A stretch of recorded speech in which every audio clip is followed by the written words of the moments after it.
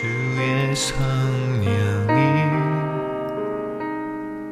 내게 임하셨으니. 로마서 오늘 7장 다루는데요. 이 로마서 7장은 그 율법과 복음의 관계를 가장 아마 잘 설명해 주는 그러한 부분인 것 같아요. 교회가 성화를 목적으로 하지 않을 때는 성경에서 이 복음의 능력이 성화를 위하여 있다는 사실을 보지 못합니다. 그래서 성화를 보지 못하는 교회들과 그리고 교우들은 이 복음과 율법의 관계 속에서 그 관계를 제대로 정립하지 못합니다. 그래서 복음만 있으면 되지 율법이 왜 필요한가 이런 질문들을 하고, 또는 거꾸로 이제 복음을 제대로 알지 못하는 그러한 교파들이나 이단 종파들은 이제 율법에 얽매인 그런 것들을 신앙생활로 오해하게 됩니다. 우리들도 이제 이러한 복음과 율법의 관계를 바로 알지 못할 때에는 신앙이 성장하지 못하고 그 교회의 어떠한 그런 의식이나 또 습관이나 어떤 종교성이나 이런 데 물들게 되는데, 오늘 이 내용을 통해서 도대체 율법이라는 것이 그 복음과 어떤 관계가 있는지를 잘 아셨으면 좋겠어요. 결론은 율법은 성화를 이루고자 하는 자들에게 오늘 어떤 역할을 하는지를 로마선 7장은 굉장히 정확하게 보여주고 있다는 것이죠. 여러분들 오늘 보면 로마서 5장, 6장, 7장 이 세 장을 같이 좀 봐야 될 것 같은데요. 관심을 가지고서 잘 보시면 될 것 같습니다. 오늘은 그 어떤 율법과 복음의 관계를 정립할 수 있는 대단히 중요한 내용들이기 때문에 잘 다루어 줬으면 좋겠어요. 그래서 여러분 성경 5, 6, 7장을 좀 이렇게 펴시면 되고요. 그리고 이제 8장까지 마치면 이 죄에 대한 문제, 거룩의 문제까지 로마서는 복음의 그 본질을 다 다룹니다. 그리고 9, 10, 11장은 인류를 구원하시는 하나님의 경륜을 다 대하고, 12장부터는 이런 복음으로 살 수 있는 복음의 지식들과 능력들을 아는 성도들이 이제 구체적으로 어떻게 교회와 사회생활을 해야 되는지에 대한 내용을 잘 다루고 있습니다. 그래서 오늘은 이제 다음 주에 8장과 더불어서 대단히 소중한 내용을 다루게 되는 그런 시간인 것 같아요. 이 바울은 로마서 6장에서 의롭다 칭함을 받은 신자는 그리스도 합하여 세례 받았음을 강조하면서 이에 죄로부터 해방되어 하나님께 우리의 몸의 지체를 드릴 수 있다고 알려줍니다. 신자는 이제 불의와 의 사이에서 선택할 수가 있지요. 죄에 죽었고, 그리고 이제 죄와 연관된 옛사람이 예수님과 연합하여 죽은 상태이기 때문에 우리는 그 믿음으로 지금 그리스도 안에 있을 때 새 생명으로 죄와 싸울 수 있는 존재가 되었습니다. 우리가 거듭나기 전에는, 구원받기 전에는 죄와 싸울 수 없는 존재들이에요. 죄 아래 죄의 노예일 뿐입니다. 그러나 지금 구원을 받은 이후는 죄와 싸울 수 있는 존재가 되었다는 것이 굉장히 중요한 내용이죠. 죄와 싸울 수 있는 존재가 되었다는 것은 우리가 자유의지를 가진 인격체로서 이제는 아담처럼 또 다른 선택권이 이제 자유롭게 주어졌다는 얘기입니다. 그래서 여러분들은 죄에게 여러분의 지체를 드릴 수도 있고, 그리고 의에게 여러분의 지체를 드릴 수 있는 신분이 되었어요. 그 신분이 된 것은 여러분들이 죄의 세계에서 의의 세계로 넘어온 것이요. 그래서 의의 세계 속에서 여러분은 죄의 세계로 스스로 걸어갈 수가 있는 것이죠. 자유롭기 때문에 그 외에는 여러분들은 죄를 지을 필요가 없는 그러한 상태가 되어 있는 것이 지난 6장에서의 그러한 정리라고 할 수가 있습니다. 따라서 내 자신을 하나님께 내드리고 내 지체를 의의 무기로 드린다면 우리는 거룩함에 이르는 열매를 맺고 최종적으로 영생에 이르게 됩니다. 여기 거룩함이라는 단어가 지난 6장에 정확하게 sanctification, 성화에 이르는 그러한 비결을 알려줬는데, 성화에 이르는 비결은 바로 여러분 삶의 이 선택에 달려 있음을 성경은 알려주고 있어요. 그래서 이것은 어떤 뭐 로봇처럼 자동으로 되는 것이 아니라 여러분에게 책임이 주어져 있고 여러분이 그리스도를 얼마나 닮은 걸지는 바로 여러분의 선택에 달려 있다는 사실을 6장은 지난주에 알려주었습니다. 그리고 여러분의 그 성화에 이른 열매는 영원한 그러한 보람과 영광으로 이어지는 사실을 로마서 6장은 알려주고 있습니다. 이제 바울은 7장으로 건너와서 율법과 성령을 대조하면서 우리 안에 있는 깊은 죄성을 이기는 비결을 알려줍니다. 8장과 더불어서 생명의 성령의 법이 죄와 사망의 법을 이기는 그 법을 우리에게 알려줍니다. 그러면 7장에서 특별히 율법의 기능이 불신자에게는 어떻게 나타나고 신자에게는 어떻게 나타나는지를 알려줍니다. 그래서 오늘은 신자와 율법의 관계, 불신자와 율법의 관계를 우리는 로마서 7장을 통해서 정확하게 알 수가 있는 것이, 그것은 다름 아닌 우리 안에 있는 깊은 죄성을 이기는 비결을 알려주는데, 그것은 다름 아닌 그리스도께서 보내시는 성령의 역사를 아는 것입니다. 이 역사를 알고 그리스도를 의지할 때 더욱더 성령의 인도하심을 받으며 넉넉히 죄를 이기게 됩니다. 바울은 율법을 아는 자들에게 말하는데요, 물론 유대인들은 율법을 잘 알고 있습니다. 바울에 따르면 율법의 시대는 마쳤고 그리스도의 새 시대가 열렸지요. 이에 신자들은 그리스도와 연합 가운데 율법에 대하여 죽었고 그리스도로 인하여 열매를 맺는 삶을 살 수 있게 되었습니다. 그리스도와 연합 가운데 율법에 대하여 죽었다는 말이 정확하게 무엇을 의미하는지 이해할 때에 우리는 무법주의자, 안티노미아한 그러한 것이나 구원파와 같은 그러한 거룩을 이룰 수 없는 그러한 복음의 능력을 무지한 그러한 상태로 가지 않고 온전하게 하나님의 새 언약에 따라서 이러한 열매를 맺는 삶을 살 수 있게 됩니다.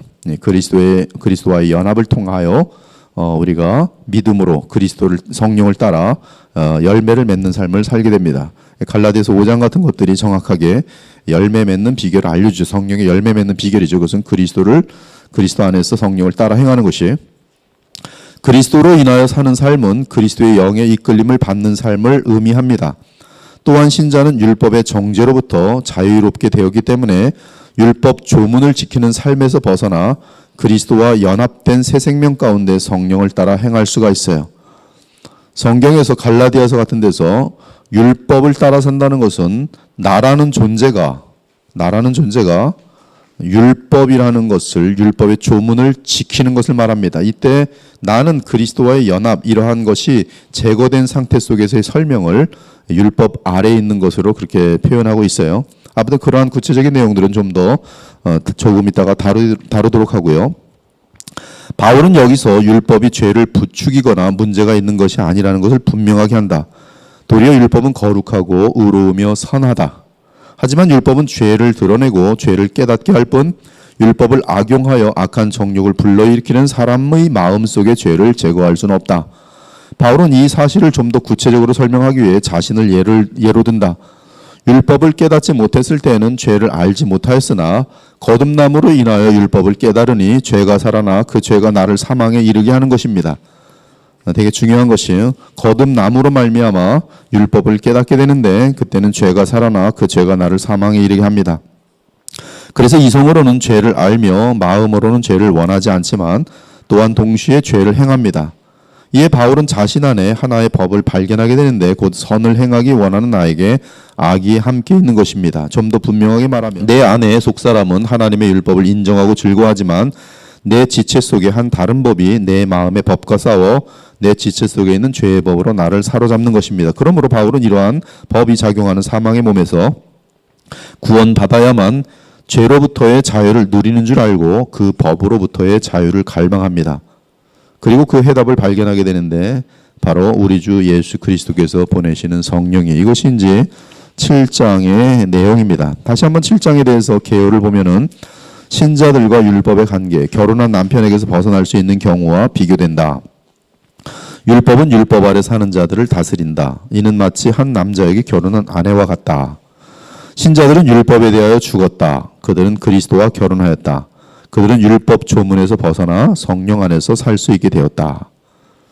지금 둘째 부분은 지금 굉장히 그 중요한 내용이에요. 그들은 율법 조문에서 벗어나 성령 안에 살 수 있게 되었다. 율법의 한계 7절에서 25절. 율법은 거룩하고 의로우며 선하다. 율법은 죄가 아니며 도리어 죄를 드러낸다. 이것은 동일한 역사를 해요. 동일한 역사를. 그러나 죄는 율법의 계명을 취하여 사람을 사망에 이르게 한다. 율법은 사람을 죄의 세력으로부터 구원할 수 없다.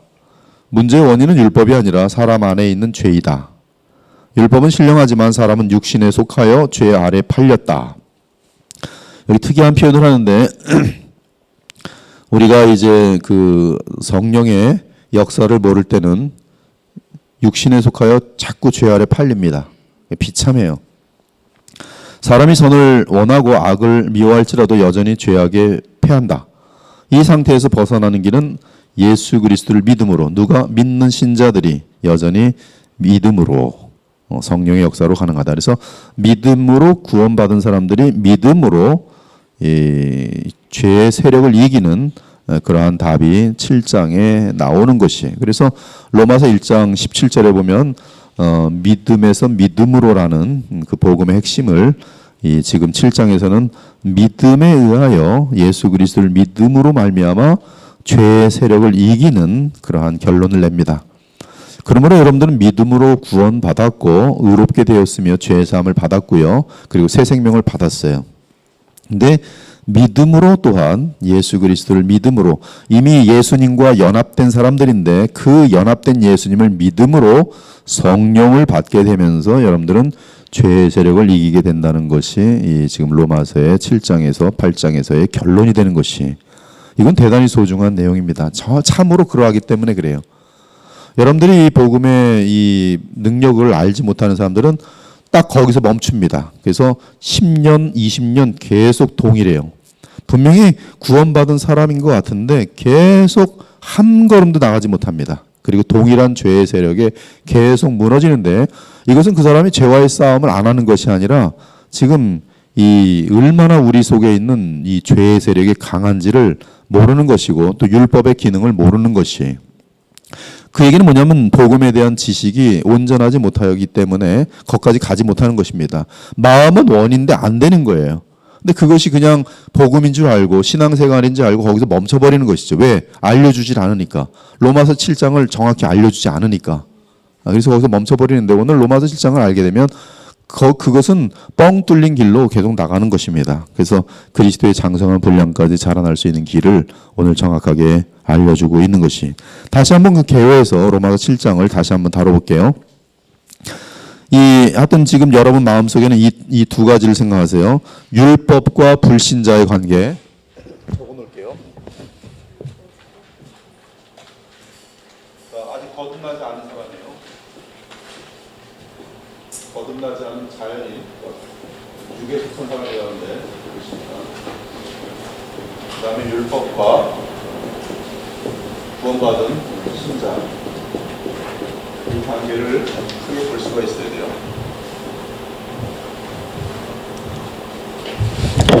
오늘 이 내용은 이 동영상은 사실 뭐 지금 그 로마서에 대해서 관심 있는 분들이 앞으로도 계속 오늘 이 강론을 보게 되겠죠. 상당히 그 소중한 시간이고 또 우리 모두에게도 정말 너무나 귀한 그러한 여러분 각자에 대해서 귀한 시간이 되겠습니다. 먼저 개요를 보면 신자들과 율법의 관계, 결혼한 남편에게서 벗어날 수 있는 경우는 벗어날 수 있는 경우와 비교된다. 신자들은 율법에 대하여 죽었다. 하여튼 2번까지 다 했죠. 7장 7절에서 25절, 사람이 선을 행하고 악을 미워할지라도 여전히 죄에게 패한다. 이 상태에서 벗어나기는 예수 그리스도 믿음으로 인한 성령의 역사가 가능하다. 자, 그러면 이제 각 문단 원어 연구로 들어가도록 할게요. 7장 1절과 2절. 여러분이 1절과 2절 한번 읽어볼게요. 7장 1절 2절 시작.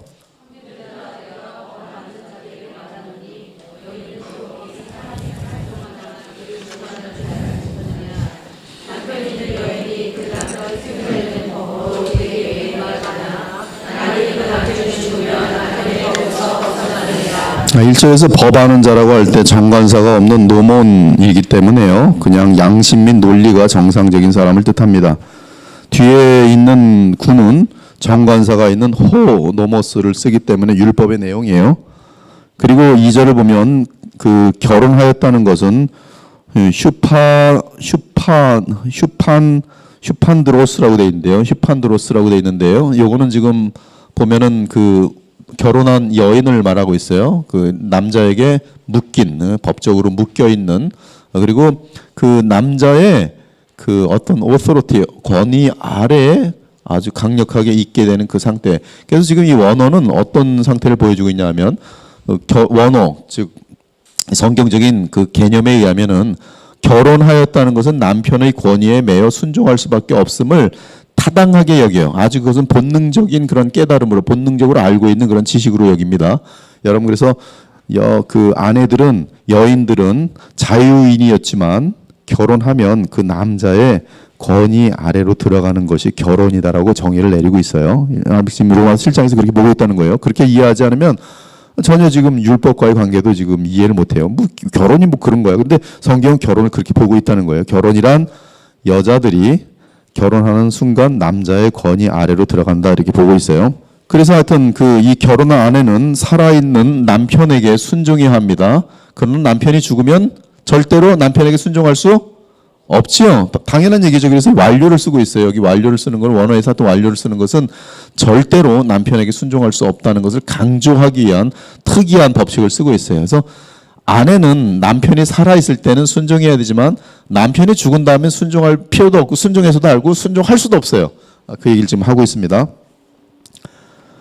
그래서 7장 3절에 보면 그러므로 만일 그 남편 생전에 다른 남자에게 가면 음녀라. 그러나 만일 남편이 죽으면 그 법에서 자유롭게 되나니. 여기 보면 그 법이라고 되어 있는데 원래 그 법은 정관사가 들어갈 때는 율법이 되겠어요. 율법은 지금 이 내용을 다루고 있어요. 정확히 내용을 다루고 있습니다. 자유롭게 되나니 다른 남자에게 갈지라도 음녀가 되지 않으니라. 죽은 다음에는 다른 남자에게 갈지라도 모세의 율법에는 그것은 음녀가 되지 않고 자유인이 되도록 되어 있습니다. 근데 이제 그 다음 거 보면 원어를 보면 이제 다른 사람에게 간다고 할 때 게네이타이 이것이 이제 역격과 사용할 때는 다른 남자에게 속하게 되면이란 뜻이고요. 그리고 이제 여기 미래형을 쓰는데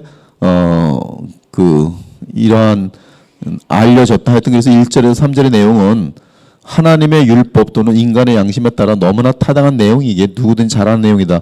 그건 뭐냐 하면 이 남자랑 결혼했는데 다른 남자에게 살아있는 동안에 가면 음녀고 죽은 다음에 가면 문제가 없고 뭐 여기에 대해서 지금 난 안 그렇게 생각합니다 이렇게 생각하는 사람 있어요?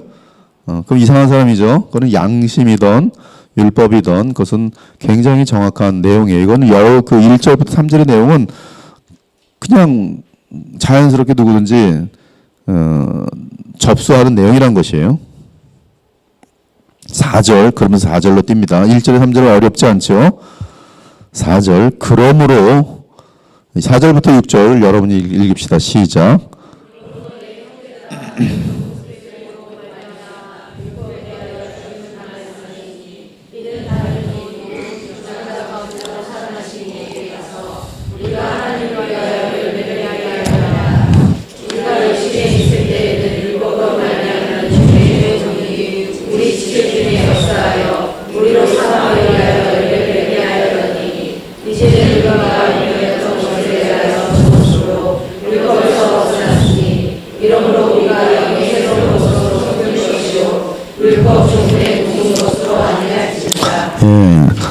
지금 그 4절부터 6절까지 보았는데요. 4절부터 6절까지. 그래서 1절부터 3절은 그냥 여러분이 다 아는 내용이고요. 불신자들까지 누구든지 상관없이 다 아는 내용이고요. 그거는 양심적으로나 모세의 법으로나 뭐 당연한 내용이고요. 근데 4절부터는 뭐냐 하면 먼저 4절을 교재를 봅시다. 우리는 6장에서 신자의 신분은 죄의 영역에서 죽었고 의의 영역에서 살아난 자들이고 그래서 로마서 5장 19절을 보면 그 내용이 있어요. 5장 19절을 보면 한 사람이 순종하지 아니함으로 많은 사람이 죄인 된 것 같이 한 사람이 순종하심으로 많은 사람이 의인 된 것이죠. 그래서 여러분들은 의인 된 것인데 영역에서 의의 영역으로 살아난 자들이고, 또한 그리스도와의 연합에 의해 우리의 옛사람이 십자가에 죽었고 그리스도로 인해 새 생명을 얻어 하나님 안에 살아갈 수 있다는 사실을 알게 됐다. 그래서 새 생명을 얻어서 살게 된 것에 대해서는 로마서 5장 18절에 보면, 그런즉 한 범죄로 많은 사람이 정죄된 것 같이 한 의로운 행위로 말미암아 많은 사람이 의롭다 하심을 받아 생명에 이르렀느니라. 그리고 로마서 6장 4절에 보면은 지난주에 다룬 것처럼, 그러므로 우리가 그의 죽으심과 합하여 세례를 받음으로 그와 함께 장사되었나니 이는 아버지의 영광으로 말미암아 그리스도를 죽은 자 가운데 살리신 것 같이 우리로 또한 새 생명 가운데서 행하게 하려 함이라. 그래서 우린 지난주 6장에서 죽음이라는 것은 예수 그리스도의 그 죽은 사건에 연합됨으로 죽지만, 예수님의 부활에 대해서는 에임이라는 특이한 단어를 쓰면서 우리 각자에게 생명이 부여되는 것으로 우리가 분명히 원어적으로 해석을 했어요. 그래서 우리는 그리스도의 부활과 연합함으로 각자가 예수님의 생명을 부여함 받았다. 그래서 예수님의 생명을 부여함 받았기 때문에 하나님 안에서 살게 하려 함이라 지금 이렇게 설명하고 있어요. 새 생명 가운데에서 행하게 하려 함이라. 여러분들은 그래서 예수님과 연합되어 있으면 뭘 갖고 있어요? 새 생명을 갖고 있어요. 새 생명. 바울은 7장에서 신자와 율법의 관계를 말한다. 모세율법은 십계명을 기준으로 하여 의를 이룰 수 있는 여러 규범을 담고 있다. 일단 바울은 모든 사람이 양심 또는 율법에 의해 아는 결혼법을 말한 후에 곧바로 율법과 신자의 관계로 연결한다. 4절을 보면 제가 원어대로 번역했어요. 원어대로 보면은 여기 보면은 그리스도, 그렇죠? 그리스도의 몸으로 말미암아 그 율법에 우리가 죽었다 그랬어요. 근데 그리스도는 뭐냐면 에이스투 게네스타이 휴마스 헤테로, 이것은 이 목적은 그렇게 한 것은 우리가 다른 사람에게 속하기 위해서, 율법에서 죽었고 다른 사람에게 속하기 위해서, 다른 사람은 이제 그리스도겠죠. 그리고 이제 그리스도는 이제 죽음에서 나오신 분이다. 그리고 다시 목적형으로 쓰고 있어요. 이것은 하나님 앞에서 열매를 맺게 하려 함이라 해서 원어대로 번역합니다. 마찬가지로 이건 이제 앞의 내용들이 의롭다 칭함을 받고 새 생명으로 거듭난 나의 형제들아, 너희는 그리스도의 몸으로 말미암아 율법에 죽은, 피동은 대학가 그리스도와의 연합으로 죽은 것을 뜻해요. 율법에 죽은 너희는 하나님께 열매를 맺히도록 죽은 자들 가운데서 일어나 살아계신 다른 분에게 속하게 됐다. 이 다른 분이 누구예요? 예수 그리스도예요. 그렇죠? 하나님께 열매를 맺도록 예수님께 속하게 되었다. 일단 5절의 주어는 헤이멘, 우리입니다. 그리고 우리는 구원받은 내 형제들과 사도들이여 나의 형제들아. 이렇게 돼 있어요. 4절에 내 형제들아. 우리. 또한 5절의 동사는 신자들의 신분이 변화되기 이전에 과거에 계속되었던 활동을 나타내는 미완료로 쓰였어요. 5절 보면은 우리가 육신에 있을 때는, 그래서 과거형으로 정확히 번역을 했습니다. 목적절로는 목적을 더욱 강조하기 위한 가정동사의 과거 형태를 사용하였어요. 그래서 열매를 맺게 하였더니 재정력이 이렇게 과거형으로 되어 있습니다. 따라서 5절의 번역은 이렇게 돼요. 우리가 육신에 있었을 때는 율법으로 말미암는 죄의 정욕, 파세이마타, 죄의 정욕, 충동, 자극이 우리 지체 중에 에네이르 게이토, 이게 에너지예요. 에너지입니다. 여러분 그 에너지라는 말이 이 단어에 있었어요. 즉 에너지를 주어, 우리 지체 중에 죄가 에너지를 줍니다.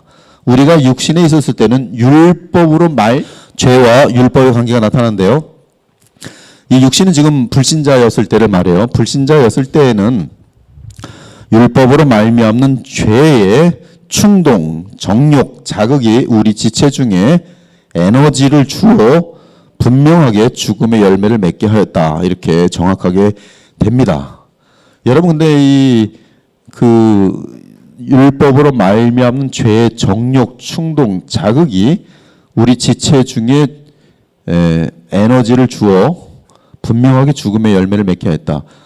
이 죽음의 열매를 위해서 이때 죄의 정욕이 율법으로 말미암는 죄의 정욕이 우리 지체 중에 에너지를 주어서 나타나는 현상은 굉장히 많지만 놀랍게도 가장 무서운 죄는 위선죄예요. 그리고 교만. 그래서 이걸로 인하여 나타나는 많은 음란, 뭐 시기, 뭐 이런 것들이 있는데 이것에 의해서 가장 크게 나타나는 것이 뭐냐면 교만과 그리고 자기의와 그리고 이 위선입니다. 그래서 바리새인들이 바로 여기에 해당돼요. 안 믿는 사람들이 율법이라는 것을 모르면 그냥 자기의 본성으로 살아갑니다. 근데 안 믿는 사람들이 율법이라는 것을 알면 무엇이 나타나냐면 자기네들은 율법을 지키는 척하는데 사실 지킬 능력이 없어요. 그것이 로마서 1장, 2장, 3장, 19절까지 내용이거든요. 근데 지킬 능력이 없는데 율법을 갖고 있으니까 되게 멋있게 보이면서 교만해지고 우리는 율법을 갖고 있어. 나는 율법을 알아. 그리고 그렇게 살진 않아요. 그 때문에 율법을 뭐 행하는 것처럼 비슷하게 위선을 나타내요. 그리고 자기 의를 쌓아서 너희들은 다 멸망할지 모르지만 우리는 구원받을 가능성이 점점 높아진다라고 생각을 해요. 구원받을 가능성이 우리는 높아진다. 물론 기타 저 원칙은 동일하기 때문에 이 성적인 본능 같은 것들이 그냥 한 뭐 50% 정도 있는데 율법을 알게 되면 내 속에서의 성적 본능은 굉장히 강해집니다. 아이들이 보면 그냥 게임 가만히 둘 때는 더 해야만 안 하는데 하지 마 그러면 그때부터는 이 죄성이 발동돼 갖고 더 해요. 이게 지금 그 죄가 율법을 타서 기회를 얻어서 더 충동질하는 거, 자극이 되는. 그러니까 이 충동이 되고 율법을 보면서 충동되고 자극되어지는 이 죄로 말미암아 죄가 얼마나 죄된지가 드러나는 것이 율법의 기능이에요. 율법은 죄를 향하여 그 죄의 정체를 더 드러냅니다. 근데 그 죄의 정체가 어떻게 드러나는가? 불신자들에게는 이런 식으로 나타나고 신자에게도 동일하게 죄의 죄됨이 드러나는데 거기에 대해서 이제 계속 설명을 하도록 할게요. 근데 여기 이제 신자는 지각을 갖게 돼요. 빛에 의해서 지각을 갖게 되기 때문에 그리고 이제 복음을 알기 때문에 나의 악랄함과 내 속에 있는 죄의 악랄함과 무한한 무서움과 이런 것들을 율법을 통하여 더더욱 보게 되면서 오호라 나는 곤고한 자로다. 이것은 율법을 깊게 알고 여러분 마틴 루터가 율법을 얼마나 많이 아는지 아십니까? 그리고 그는 구원을 얻어보려고 그 성 어거스틴 수도원에서 너무나 많은 노력을 했어요. 그러나 노력할수록 더 가증스럽고 비참한 자신을 발견되면서 결국 오직 의인은 믿음으로 말미암아 살리라를 발견하고 주께로 돌아오고 복음을 선포하게 되는 것이거든요. 하여튼 이 과정들을 지금 다시 한번 보도록 하겠어요. 그래서 이 에너지를 주는 거. 그래서 7장 5절이 6장 12절의 몸의 사육과 다른 것은 지금 6장에서는 지금 율법이라는 것을 아직 소개하지 않았습니다. 그러나 7장에서 율법을 소개하는데 그 6장 12절에서는 이 죄를 짓는 어떤 본성에 대해서 몸의 사욕이라고 이렇게 표현했고 7장에서는 율법으로 말미암는 죄의 정욕이라고 표현하고 있습니다. 이는 율법을 아는 자들을 뜻하는 것으로서 만일 거듭나지 않은 자들이라면 더욱 강렬한 죄의 충동을 받아 바리새인 및 서기관들처럼 더욱 위선적이고 무서운 죄인들이 될 것이. 그러면 교회 내에서도 마찬가지입니다. 교회 내에서도 구원받지 못했는데 율법을 자꾸 들으면 그들은 율법 들으면서 짜증이 나면서 굉장히 그 이상한 행동들을 하게 되고 반발심을 갖게 되고요. 그리고 듣기 싫어하고 아니면 거꾸로 굉장히 자기는 거기에 잘 맞춰지는 아닌데도 교회 오면 거룩한 척하고 가정에서는 아니고 이제 그런 굉장히 위선된 모습을 갖게 되는 두 형태가 되는 것이 하나는 반발하면서 분노하거나 한쪽은 위선하게 되는 그런 모습이 되는 것이죠. 반면 거듭난 자들 역시 성경을 통하여 더욱 율법을 알게 될 것이기 때문에 우리 안에 육신은 죄의 충동을 받을 것이 그렇죠. 분명히 우리 속에 옛사람 그렇죠. 그 육신은 율법을 알수록 우리도 신자들도 그것이 있기 때문에 죄의 본성, 죄와 연결된 그놈이 있기 때문에, 그 존재가 있기 때문에 신자들도 그냥 평범한 밥 벌어 먹고 살 때는 아무 문제도 없는 신자였던 것 같은데, 복음을 좀 알아가려고 하니까 왜 이렇게 유혹도 많아지고 왜 이렇게 싸워야 될 게 많아지는지 너무 힘들어지는 거예요. 근데 그것이 거룩을 향하여 달려가는 하나의 증상들이라는 것이지. 놀라운 거니까 이런 증상이 없으면 그 사람도 지금 거룩의 목표를 갖고 있지 않는 겁니다. 관심이 없을 땐 이러한 현상에 대해서 알 수가 없어요. 이건 지적 싸움이 아닙니다. 누가 무엇을 많이 하느냐가 아니라 실질적으로 인간이 그렇게 만들어져 있고 우리 안에 죄가 있기 때문에 나타나는 현상을 로마서 7장은 아주 정묘하게 묘사하고 있어요. 칼빈의 주석을 7장을 쭉 읽어봤어요. 칼빈은 정확하게 이 내용을 붙들고 있어요. 율법과 복음의 역할을 정확히 보고 있습니다. 아주 기가 막혀요. 이 거듭난 자들 역시 성경을 통하여 더욱 율법을 알게 될 것이기 때문에 우리 안에 육신은 죄의 충동을 받을 것이, 죄의 자극을 받을 것이. 이 사실은 거듭난 신자들의 내적인 갈등이 더욱 심각해질 것을 예고합니다. 그렇죠? 6절은 그러나 지금 우리가 얽매였던 것, 율법에 죽었고 죽은 그 상태에 있기 때문에 완료가 돼 있어요.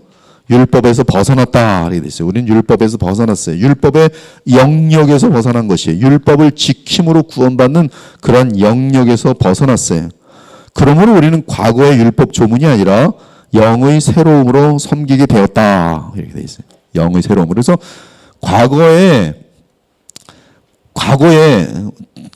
지금 우리는 누구예요? 거듭난 사람입니까? 아니면 그 불신자입니까? 지금 우리는 거듭난 사람이에요. 그래서 얽매였던 것, 율법에 죽었고 죽은 그 상태에 있기 때문에, 즉 율법에 죽은 그 상태에 있기 때문에 율법에서 벗어났다. 과거형이에요. 2절과 같은 단어를 쓰고 있어요. 즉 죽었다. 그래서 호스테. 그러므로는 과거에 이게 율법 아래 산다는 것은 율법 조문 아래 사는 것을 말해요. 율법 조문을 지킴으로 무슨 구원받을 가능성들이 높아지는 것으로 착각하는 것이다. 율법 아래에 있는 것이에요. 되게 무섭습니다. 바울도 그렇게 생각을 했어요. 바울도 율법을 이 60 몇 가지가 되는 것을 최대한 잘 지키고 더 많이 지키고 남들보다 뛰어나게 지키면 구원을 받을 것이라고 생각을 해왔어요. 그리고 굉장히 다른 사람보다 뛰어났기 때문에 상당히 교만했고, 그는 하나님을 향한 그 그릇된 의의 열심을 가지고 하나님의 아들을 대적한 사람이 되어버렸어요. 근데 이제 율법에 대해서 그러한 삶의 패턴이 아니라, 그러한 영적인 패턴이 아니라 율법엔 죽고 이제 율법에서 벗어나고 대신에 어떻게 사는가? 영의 새로움으로 섬기게 되었다. 이게 돼 있어요. 영의 새로움. 그래서 옛사람과 율법 조문은 같이 연결되어 있고요. 새 생명이라고 된대요. 6장에서. 로마서 6장. 새 생명은 영의 새로움과 섬기게 되는 성령으로 지금 연결되고 있어요. 영의 새로움. 이게 무엇인가? 영의 새로움. 요 지금 그 6절을 이해하는 데에는 그 영의 새로움, 그렇죠? 6장 영의 새로움을 이해하는데 고린도 후서 3장 6절에서 9절 한번 보시면은 이거 쉽게 이해가 돼요. 고린도 후서 율법 조문과 영의 새로움, 이것이 지금 대칭되고 있는데 고린도 후서 3장 6절에서 9절을 보세요. 거기 보면 여러분 한번 제가 읽어볼게요. 고린도 후서 3장 6절에서 9절. 그가 또한 우리를 새 언약의 일꾼 되기에 만족하게 하셨으니, 새 언약이 뭡니까? 복음이죠. 율법 조문으로 하지 아니하고 뭐라고요? 오직 영으로 함이니 율법 조문은 죽이는 것이요 영은 살리는 것이니라.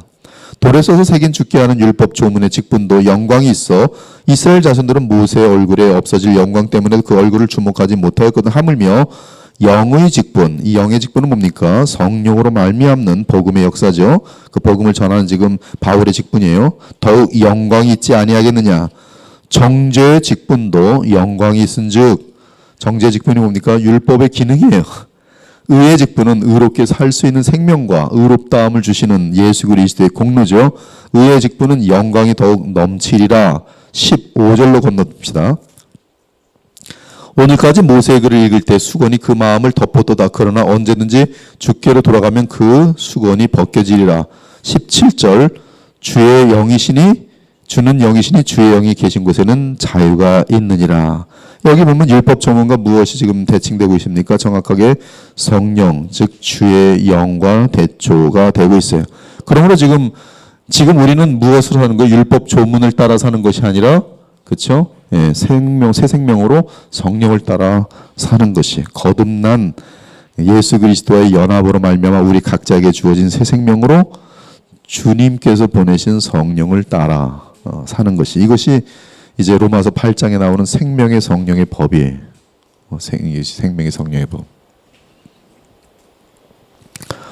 자, 5절, 7절로 건너뛰읍시다. 이제부터 그러면서 이제 이 바울은 이제 7절부터 25절까지 이 내용에 대해서 굉장히 구체적으로 다루어 줍니다. 7장 7절과 8절 읽겠습니다. 시작.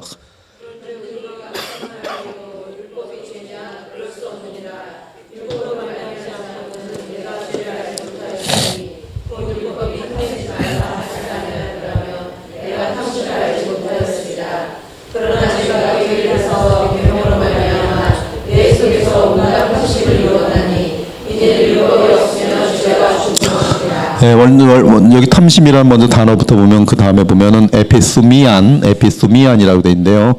이 단어는 이제 lust, craving, evil desire 이렇게 돼 있어요. 이거 보면 악한 욕구, 강한 충동, 탐심, 절제되지 않은 악한 욕망, 이것이 에피수미아입니다. 죄성, 이 불신자이든 신자의 옛사람이든 이것은 율법에 의해 죄를 지적받을 때 도리어 죄를 범하고 싶은 충동 및 욕망을 느낍니다. 이로써 죄의 죄됨이 더 드러나요.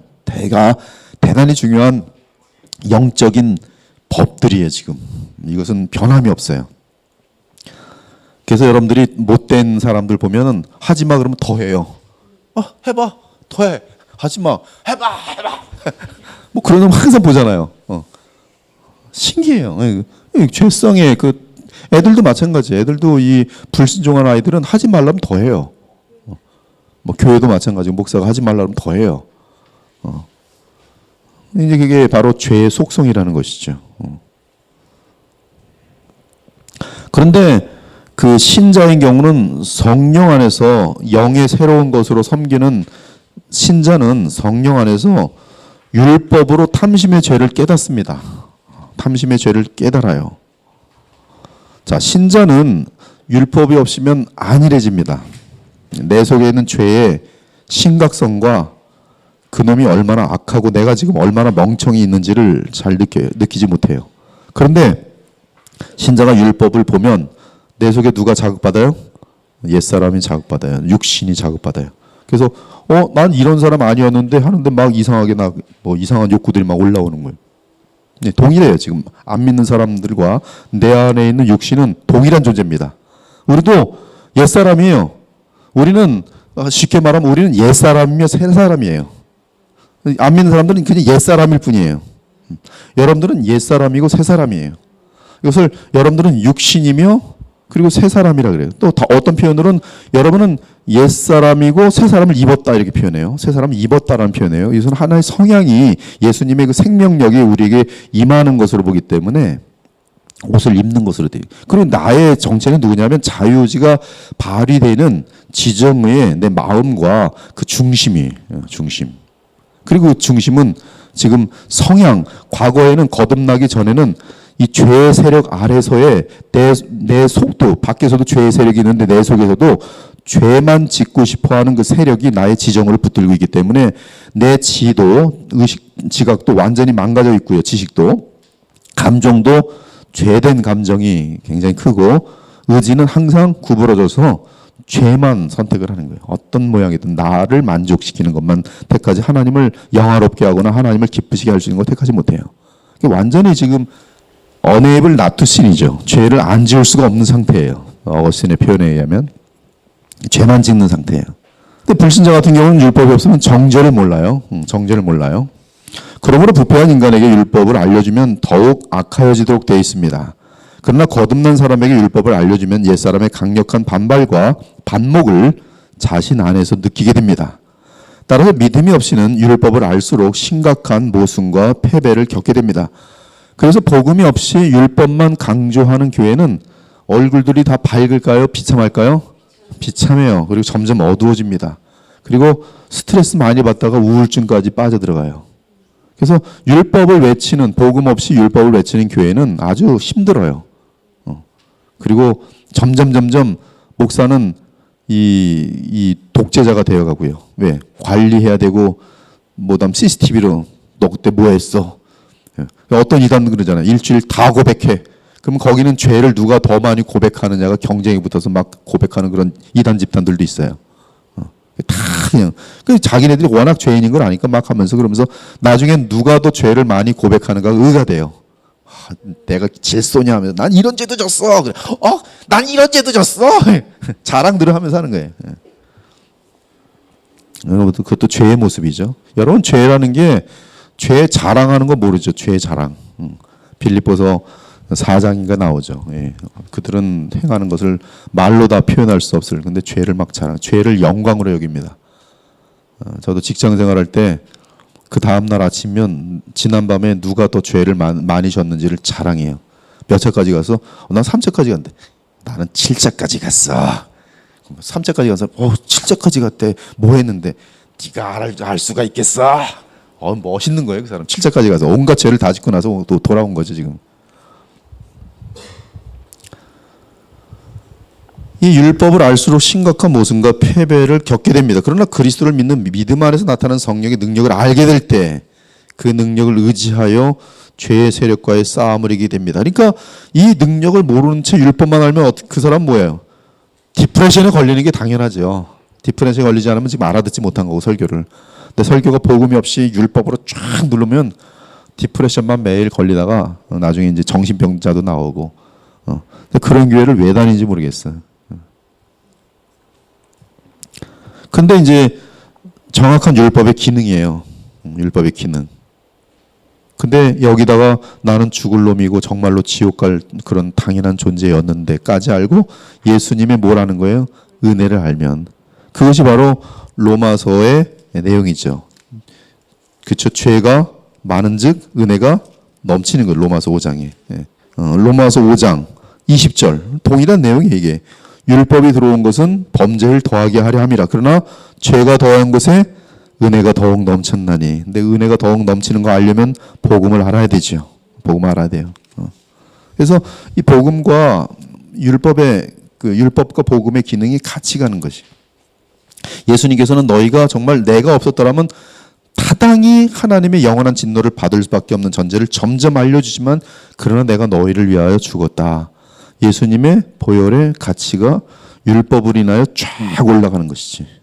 근데 율법이 선포되지 않으면 예수님을 믿는다는 것의 가치를 소중히 여기지 않죠. 나는 타당히 내가 왜 죄인이야? 난 구원받아 마땅한 사람인데 이러고 있는 것이죠. 그리고 크리스찬들도 교회 다녔어도 내가 뭐 이렇게 죄를 많이 줬다 그래? 그냥 교회 잘 다니고 있으면 되지, 이런 것이죠. 그러나 하나님 말씀을, 율법을 적나라하게 잘 알려주고 성령께서 이 율법과 함께 역사하면 성령은 우리의 죄를 깨닫게 하시고 책망하시거든요. 율법과 함께 책망하세요. 우린 그때서야 오라 나는 멸망의 사람이다. 그리고 붙드는 게 누구예요? 예수 그리스도예요. 그때 붙드는 예수님은 얼마나 또 고마운 분이겠어요. 그러나 그리스도를 믿는 믿음 안에서 나타나는 성령의 능력을 알게 될 때 이 죄의 세력에서부터 벗어나 이기게 되는 것이죠. 이것이 복음의 능력입니다. 얼마나 감사합니까? 이 과정에서 신자는 계속 옛사람의 충동을 이기고 서게 되면서 더욱 온전하고 흠이 없는 성품으로 성장하게 됩니다. 그러므로 이 성화의 과정에는 율법 기능이 필요 있습니까? 없습니까? 절대적으로 필요하죠. 율법의 기능이 있을수록 더욱 우리는 누구에게 갑니까? 더욱 예수님께 가요. 죄의식이 많을수록 더욱 더 예수님께 가죠. 왜? 나는 내가 혼자 서봤자 못밖에 없어요. 죄밖에 없어요. 주님께로 잠깐만 떨어져도 보니까 예수님 잠깐 계세요. 그리고 호흡을 했더니 호흡이 죄로 쑥 들어오는 거예요. 주님 없이 호흡하는 것도 죄구나 알고 주님께로 당장 가서 주님 없으면 못 살겠어요. 주님 없으면 나는 멸망의 자식이. 주님 없으면 나는 정말 나쁜 사람, 다 본색이 드러나요. 주님 저를 다스려 주시옵소서. 주님께서, 그리고 주님께 나를 맡길 때 주님이 은혜와 능력을 부어주실 때, 그 다음엔 주님께서 나를 붙들고 계시는 가운데 그분이 시키는 대로 하고 있을 때는 달라져요. 그러면 신자의 성화를 위해서는 더더욱 율법을 가까이 함으로 내 안의 죄의 죄악됨을 드러나게 하고, 이때는 율법을 인식하는 게 나라는 것이 아니에요. 그건 율법 조문입니다. 내가 율법을 인식하는 것은 여기에 사실은 누가 들어있어요? 성령의 역사가 있어요. 지금 예수께서는 새 영으로, 영의 새로운 것이라는 그 말씀 가운데 우리 모두가 지금 율법을 대할 때도 성령께서 우리의 거듭났기 때문에 마음을 열어주셔서 율법의 그 어떤 그 정죄 기능이 성령과 함께 우리를 지금 책망하시고, 작은 죄라도. 그래서 나중에는 처음에는 뭐 영화가 죄입니까 아닙니까? 이런 얘기는요, 수준에 따라 틀린 죄예요. 새로 간 믿은 사람들에게 뭐 영화 보지 마라 이러면 복잡해져요. 근데 교회 다니고 성경을 알아가는지 한 20, 30년 됐는데도 영화를 본다. 그것은 영화가 죄가 인지 아닌지가 아니라 시간 관리의 문제에 있어서 그거 볼 시간이 없어요. 나의 삶을 주님께 계속 드려야 되기 때문에. 그러니까 이게 뭐 바울 같은 경우는 영적으로 엄청나게 높은 분이고, 또 새로 간 믿은 사람하고 이게 비교가 될 수 없어요. 그 죄에 대한 의식이 틀리다는 말씀이에요. 잠깐 지나가다가 뭐 무슨 생각을 했어요. 저 못된 놈. 근데 그러고선 다른 사람들 잊을 수 있어도, 그러나 성령으로 충만한 사람은 지나가면서 내가 그 사람을 향하여 잠깐이지만 교만했었던 것이 다 기억나면서 기도할 때 회개하게 되는 거예요. 그 다시는 그러지 말아야지. 하나님께 더 기도하고 다음에 실수하지 않도록 도와달라고 기도하고, 이렇게 되면서 계속 굉장히 그 엄청난 부분까지도 점점 예수님을 닮아가는 것이죠. 근데 이 기능의 역사를 누가 하는가? 바로 율법이 도와주는 거예요. 율법. 이해가죠? 따라서 회개하고 주를 의지함으로 죄에 승리하고 성장할 수 있습니다. 이 과정을 계속 반복함으로 신자는 계속 변화하여 가요. 그 내용 속에서 우리는 로마서 3장 맨 끝에 로마서 3, 네, 그거 읽으세요. 시작.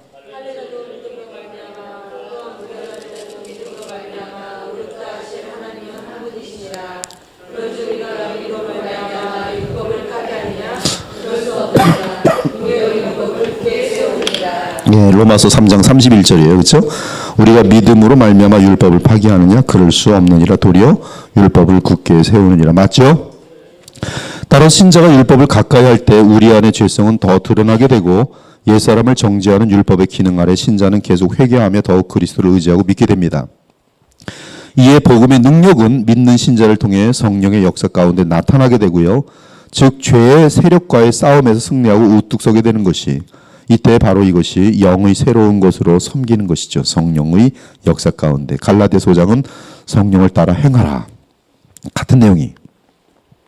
이러한 의미에서 하나님이 신자의 죄악과 죄성을 노출시키는 것은 비록 그 신자에게는, 이러한 총체적인 개념을 갖고 여러분들, 하나님께서는 신자들의 죄를 빨리 노출시켜 주세요. 뭐 비신자들에 대해서는 건드리지 않는데 50년이 되던 뭐, 여러분들이 회개하지 않는 죄에 대해서는 하나님은 빨리 노출시키세요. 매를 그래서 많이 맞습니다. 그래서 여러분들이 매 안 받는 방법은, 첫째는 빨리 회개하고 돌아오면 되는 거고요. 근데 회개하지 않으면 하나님은 몇 번 경고를 주시다가 노출시켜요. 근데 노출시키는 것은 여러분에게 뭐예요? 결국은 도움이 돼요. 주님께 전부의 의지 없어서 다시 돌아오는 거예요. 결국 돌아오게 하는 거예요. 그러나 죄가 기회를 타서 계명으로 말미암아 내 속에 온갖 탐심을 이루었나니 이는 율법이 없으면 죄가 죽은 것임이라. 9절에서 11절. 전에 율법을 깨닫지 못했을 때는 내가 살았더니 계명이 이름에 죄는 살아나고 나는 죽었도다. 생명에 이르게 할 그 계명이 내게 대하여 도리어 사망에 이르게 하는 것이 되었도다. 죄가 기회를 타서 계명으로 말미암아 나를 속이고 그것으로 나를 죽였는지라. 이 9절의 상태는 과거 율법 조문에 따라 옛사람으로 살던 바리새인 사울의 모습에 대한 고백입니다. 전에 율법을 깨닫지 못했을 때는, 즉 율법의 기능에 대해 제대로 알지 못했을 때는 바울은 율법에 대해서 어떻게 생각했어요? 대단히 자기가 의롭고, 그렇죠? 교만하고 열심히 엄청나서 예수님 믿는 자들을 박해하고, 내가 증언하노니, 이때 율법 조문에 따라 살던 옛사람 살던 바리새인 바울, 하나님께 열심히 있었어요? 없었어요? 있었어요. 율법 때문에. 근데 올바른 지식을 따른 것이 아니라 하나님의 의를 모르고 자기 의를 세우려고, 그렇죠? 바울, 인간의 의는 세울수록 교만해져요? 안 해져요? 해져요. 난 니들보다 의로워. 자기 의를 세우려고 힘써 하나님에 의해 복종하지 아니하였느니라. 이것이 죄의 속임이에요. 죄가 율법 앞에서 사람들을 속이는 거예요. 가장 무서운 속임수예요. 그 다음 바울이 어떻게 어떤 사람이었는가? 율법을 철저하게 아는 사람이었어요. 그렇죠? 그들이 큰 소리를 지르며 귀를 막고 일제히 그에게 달려들어 성 밖으로 내치고 돌로 칠세 증인들이 옷을 벗어 사울이라 하는 청년의 발 앞에 두니라. 그들이 돌로 스데반을 치니, 그렇죠? 사울은 그가 죽임을 마땅히 여기더라. 얼마나 악독한 건지 아십니까? 이게 지금 가장 의로운 한 사람이 돌에 맞아 죽어 있는데 사울은 뭐에 속은 거예요? 율법의 죄에 속아서 자식이 까불더니 잘 죽었어. 그리고 스데반이 죽자마자 교회를 잔멸할세 각 집에 들어간 남녀를 끌어다 옥에 넘기니라. 이것이 지금 불신 상태가, 거듭나지 않은 상태가 율법을 할 때 나타나는 죄에 속는 상태예요. 무섭죠? 네. 교회에서 이런 일들이 무진장 많겠죠. 나중에 그거 깨달았어요? 뭐예요? 내가 죄인 중에 괴수다. 그러나 내가 긍휼을 입은 까닭은 나처럼 이런 괴수도 영생, 주를 믿어 영생 얻을 수 있다는 사실을 알려주려고. 바울은 그래서 하나님의 은혜다. 하나님의 은혜다. 나도 구원받았다. 하나님의 긍휼이다. 그때 모습은 율법을 지켜 의를 이루던 교만의 극치 상태였어요. 나는 8일 만에 할례를 받고 이스라엘 족속이요 베냐민 지파요. 이게 율법 완벽하게 지키고 있는 열심으로 교회를 받게 하고, 이게 악 중의 악이죠. 그렇죠? 율법의 의로는 흠이 없는 자라. 이렇게 율법의 노예, 율법 아래에 있는 상태예요. 구원 받아요, 못 받아요? 이 상태로? 못 받아요. 예수님 못 만났으면 바울은 그냥 지옥입니다. 그러나 다 뭐로 여겨요? 해로 여겨요. 그리스도를 위하여. 해가 뭐예요? 나에게 해를 끼쳤다는 거예요. 도움을 준 게 아니라 해를 끼쳤다는 거예요. 속았다는 거예요. 그 모든 것을, 이 율법을 지켰던 모든 것을 해로 여기면 내 주 그리스도 예수를 아는 지식이 가장, 이게 아주 굉장히 그 고상한 단어를 쓰고 있는데, 이런 게 아니라 정말 이거는 고귀하고 비교할 수 없다는 것이죠. 그래서 이 모든 것이 뭐예요? 배설물이에요. 배설물. 나에게 해를 끼쳤던 배설물일 뿐이에요. 그러나 예수 그리스도 안에서 발견되려 함이니 내가 가진 의는 율법에서 난 것이 아니요 오직 그리스도를 믿음으로 말미암은 것이니 곧 믿음으로 하나님께로부터 나느라. 이 의로 구원받고, 그리고 이 의와 함께 무엇이 우리에게 주어져요? 생명이 주어지고, 그리고 그 생명으로 살아갈 때에, 그렇죠? 하나님의 의를 따라 살 수가 있는 것이. 과거의 율법 조문에 따라 의를 이루려 할 때는 옛사람이 살아 있었어요. 그렇죠? 그래서 교만해지고 위선하고 온갖 종류의 죄가 막 탐욕이 다 올라오고, 다 감추죠. 근데 기가 막히게 감추죠. 그리고 사람들 앞에서 자기네들끼리 속을 수 있는 것만 멋있게 드러내는 것이죠. 근데 이러한 사람들에게 안 속는 사람이 있어요. 누구예요? 복음을 아는 사람들은 안 속아요. 저 바리새인. 딱 보여요. 네, 복음을 아니까. 우리가 얼마나 비참한 인간 죄인들인지를 알고 하나님의 은혜로 내가 변화되는 것이지, 저는 보니까 은혜를 모르고 그저 율법 붙들고서. 근데 이 사람들은 그 엘리바스 빌라 소발처럼 율법을 가지고 뭐 하는지 아세요? 뒤통수 때려요. 서로 정죄하고 깎아내리고 망하게 만들 법들이 돼요. 근데 율법의 정신은 뭐예요? 이웃사랑, 하나님 사랑이에요. 근데 그거 반대로 해요. 신기하게. 사랑이 아니라 미움과 증오를 합리화시켜요. 율법으로. 신기합니다. 옛사람이에요. 옛사람 율법 조문에 따라 행하는 거예요. 그러나 의롭다함을 얻어 생명을 얻은 후로는 계명을 깨닫게 되면서 내 속의 죄를 알게 되고 나는 불의에 대한 하나님 심판을 의식하며 절망과 비참의 사망을 느낍니다. 이 계명은 십계명으로서 율법의 핵심이죠. 바울은 새 사람이 됨으로써 각 계명에 대해 바르게 인식할 수 있는 지각이 생겼어요. 이것이 뭐예요? 거듭남이죠.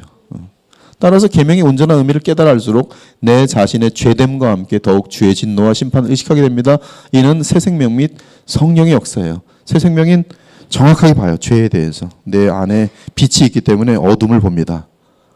제가 말씀드렸죠. 옛날에 다방 지나갔는데 그렇게 좋아 보이던 다방이 어느 날 햇빛이 쨍쨍 내는데 뭐 누가 오줌을 쌌는지 그걸 다 끄집어냈는데 어찌나 더러운지 바퀴벌레들이 뛰어다니고 다 숨겨져 있던 죄들이 다 드러나요. 빛이 들어갈 때 새 생명 성령의 역사로.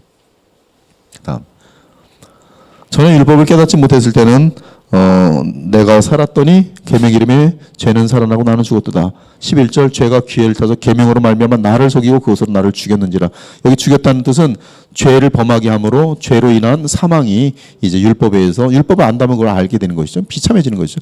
본래 계명의 역할은 생명에 이르게 하는 것인데 그렇지만 인간은 죄 때문에 계명을 알게 된 나를 속여 더욱 죄의 충동을 갖게 함으로 나를 죽여요. 죽였다는 것은 범죄하게 하였다. 율법의 정죄 아래 있게 되었다. 그래서 사망이죠. 골로새 3장 10절에 보니까 새 사람을 입었으니 새롭게 하심을 입은 자 이렇게 돼 있고요. 에베소 4장 24절은 하나님을 따라 의와 진리의 거룩함을 지으심을 받은 새 사람을 입으라 이렇게 돼 있어요. 이것이 이제 그 구원받은 사람들에 대한 삶에 대해서 얘기하는 거죠. 12절, 13절 시간상 좀 빨리 할게요. 이러보건대 율법은 거룩하고 계명도 지금 율법이 거룩하고 계명도 거룩하고 의로움이 선하도다. 이것을 정확히 하는 것은 바로 지각이 율법에 대해서 알고 있는 것이죠. 그런즉 선한 것이 내게 사망이 되었는데 그럴 수 없느니라. 오직 죄가 죄로 드러나기 위하여 선한 율법으로 말미암아 나를 죽게 만들었으니 이는 계명으로 말미암아 죄로 심히 죄되게 하려 함이라. 그러므로 여러분들이 계명을 알수록 그리고 그 깊은 의미를 알수록 예수님께서는 마태복음 5, 6, 7장을 통해서 산상순을 통해서 계명의 원래 의미를 알려주셨어요. 여인을 보고 음욕을 품은 자마다 이미 간음하였느니라. 내 친구에게 라가라는 자마다 이미 벌써 미움의 증오에서 이미 지옥불에 떨어지느니라. 그 예수님은 지금 장난하는 게 아닙니다. 지금 말장난하는 게 아니에요. 그것은 예수님이 볼 때 율법 해석이에요. 근데 이 의미를 정확히 알고 하면 그래서 이 신학자들 중에 마태복음 5, 6, 7장은 이게 무슨 말인지 알 수가 없다. 도대체 이렇게 살 수 있는 사람이 누가 있는가? 이 거듭나지 않은 사람은 알 수가 없습니다. 근데 우리는 이것이 바로 예수 그리스도께로 인도하는 율법의 정확한 성령의 해석이에요. 그럼 어떻게 구원받습니까? 율법으로 구원받을 수 없다예요. 그럼 누구에게 가야 돼요? 나를 믿으라는 거예요. 예수님. 주님을 믿으면 어떻게 됩니까? 그때서야 예수님이 주시는 능력과 생명으로 정말로 그렇게 살 수 있다. 내 오른밤 맞으면 왼밤 되뇌들 수 있다? 있다야. 언제? 예수님의 생명이 내 안에서 나를 감동하면. 내 원수를 위해 기도할 수 있다? 있다. 예수님의 생명이 없을 땐 안 된다요. 말도 안 돼요. 아니, 예수님의 생명이 들어오면 된다요. 그래서 우리는 참으로 예수님을 닮아갈 수 있다. 왜? 생명이 있기 때문에. 왜 생명 없어요? 주님을 믿었으므로.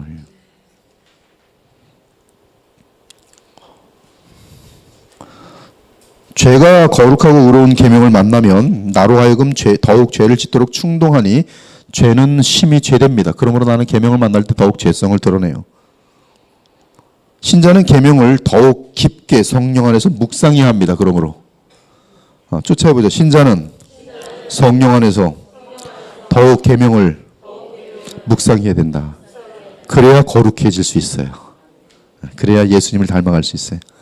성경 안 보니까 내가 누군데 이렇게 나오는 거예요. 성경 많이 보면 나는 항상 죽을 죄인이고 저 사람이 나쁜 짓을 해도 나도 원래 깨어있지 않으면 저 모양일 텐데. 그래서 그 사람을 위해서 깨어있을 수 있도록 기도해야죠. 14절 우리가 율법은 신령한 줄 알거니와 나는 육신에 속하여 죄 아래 팔렸도다. 죄 아래 팔린 것은 바로 신자이기 때문에 말하는 것이에요. 죄 아래 팔리고 불신자면 죄 아래 팔리는 게 아니라 그냥 죄 아래에 있는 것이죠. 근데 죄 아래 팔렸다는 것은 지금 여기 있었는데 다시 죄 아래에 지금 팔리는 그런 개념이에요. 이제는 그것을 행하는 자가 내가 아니요 내 속에 거하는 죄니라. 율법은 영적인 것입니다. 그 다음 페이지. 즉 율법은 하나님께서 성령을 통해 주신 선하고 거룩한 것이 그러나 나는 죄에게 속아 죄 아래 팔린 상태로 육신에 속하 있어요. 거듭난 신자라면 율법과 계명을 알아가면서도 자신들 안에 죄로 인해 속아서 육신에 속하는 체험을 합니다. 여러분 중에 죄 안 지어본 사람 있으면 오늘 여기서 나가셔도 돼요. 근데 죄에 팔려가지고 비참해 그 맛을 아는 사람은 지금 바울의 이 말이 공감이 너무나 갈 거예요. 그리고 위로도 많이 받죠. 바울도 그랬구나. 그리고 이게 지금 바울은 로마 7장을 쓸 때 온전한 지금 그 어떤 그 복음의 세계 속에 있는 그런 상태 속에서 지금 알려주고 있는 내용이. 그리고 죄악을 범한다. 그러므로 15절은 행하는 것을 말해. 15절 행하는 거 이미. 15절은 내가 원하는 것과 미워하는 것은 죄에 대하여 나의 지각이 깨어난 것을 깨어 있는 것을 알려주지만, 그렇죠? 죄를 선한 것을 원하고 죄를 미워하는데, 근데 뭐가 나타나요? 행함은 죄가 나타나요. 죄를 행해요. 거듭난 나는 과거 불신자로 살던 때와는 달리 율법을 알수록 율법의 선함 및 그 계명으로 인해 내 속의 죄의 죄됨을 더욱 알아갑니다. 그래서 예수님을 닮아갈수록 내가 주님 없으면 얼마나 나쁜 사람인지를 더욱 알게 돼요. 마침내 바울은 신자의 싸움은 내 속에 거하는 죄라는 사실을 명확하게 찾아갑니다. 근데 내 속의 죄는 누구예요? 놀랍게도 나예요. 나의 옛사람이에요. 옛사람이 나기 때문에 이 이단들은 또 옛날에 유광수 같은 경우는 내 속에 있는 음란의 영, 내 속에 있는 미움의 영이 미워한 거니까 나는 아니래요. 그리고 딱 하면서 여기 보면 죄를 지은 것은 내 속에 있는 죄인이라, 내가 아니라 죄인이라 해서 자기 싹 피해 나가. 이건 지금 성경을 가지고 지금 잘못 본 거예요. 로마서 7장에서는 그 죄를 짓는 옛사람도 나고, 그렇죠? 죄에 대해 슬퍼하는 그 새로운 마음도 나고, 그러니까 나는 누구예요? 결국 옛사람, 새사람 다 있는 거예요. 그리고 죽으면 누가 죽어요? 옛사람은 영원히 우리에게서 사라져요. 그 세력 자체가. 우리는 의로운 영이 되는 것이죠. 죄에게 속아서 팔려 죄악을 범한 자는 납니다. 내가 팔리는 거예요. 지정의 인격이에요. 18절 내 속구 내 육신의 성, 정확히 이제 바울은 말합니다. 여기 보면 내 속이란 말은, 요 말이 지금 그 좀 더 바울이 알려주려고 다시 표현한 거예요. 원어로 보면 요건까지 가로로 쳐도 돼요. 내 육신에 선한 것이, 내 안에 있는 육신에 선한 것이, 내 육신에 선한 것이 거하지 아니하는 줄 아노니, 이건 내 육신은 나입니까 아닙니까? 나예요.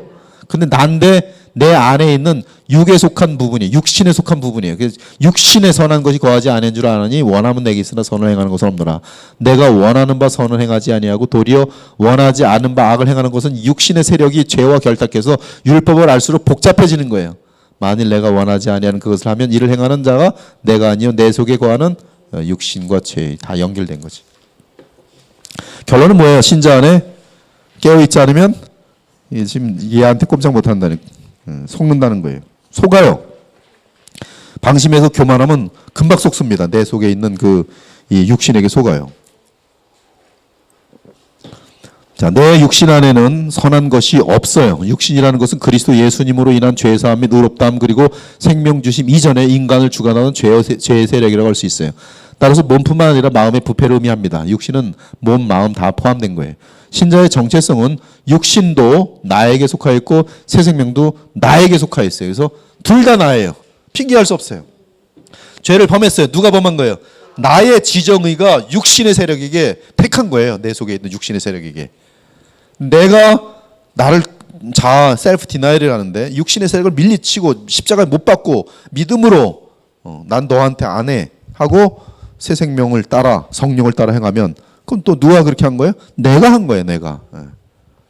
그러므로 성화의 싸움은 성도들에게 필수적이에요. 이건 어쩔 수 없는 것입니다. 이 싸움을 안 하면 이 사람은 지금 뭔가 문제가 있는 거예요.